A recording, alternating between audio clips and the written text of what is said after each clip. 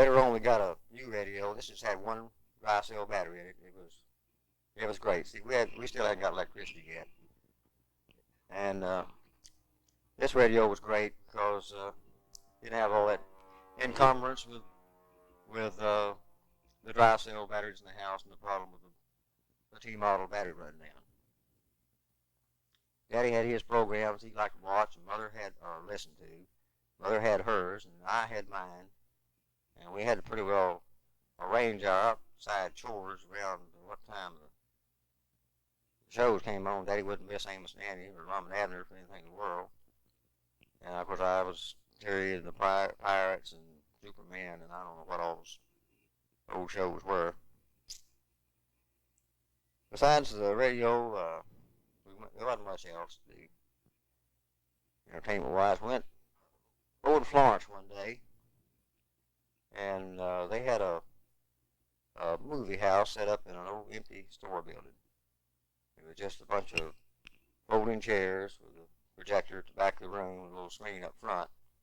And it was silent movies. And they played, the old cowboy. But yeah, it'd be like about a 5-minute film on the cowboys, and this particular cowboy. Then they'd use that tape up and they'd run another cowboy on it. They called them serials back in those days. I remember that was the only one I ever heard or ever went to. And I remember I got my feelings real hurt bad there that day in Florence watching the silent movie.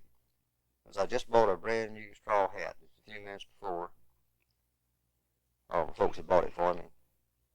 And we had, so I know Jesse and Floyd was with us, and Frank Manamay might have been, among others, but there were several of us in the family there. And one of my brother-in-law, I think it was Floyd, told me to pull my hat off if they couldn't see.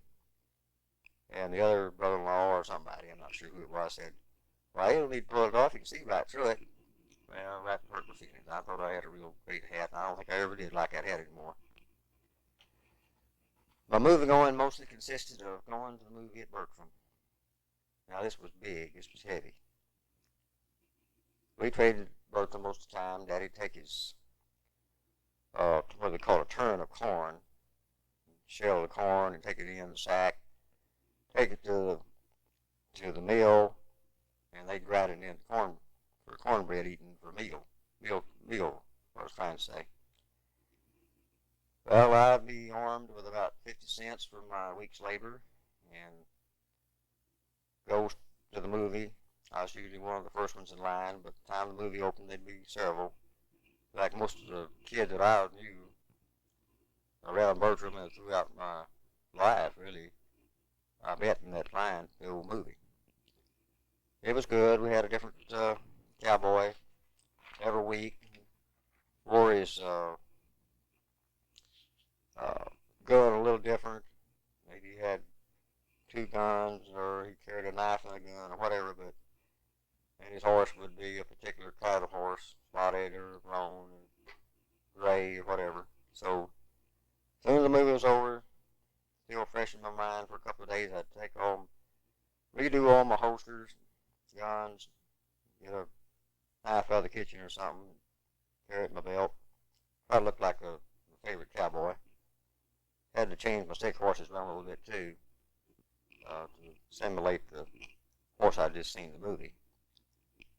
Mostly it was just in your mind. You didn't change the color or anything else, but you were riding Trigger or whatever horse was the movie star had rode the day before.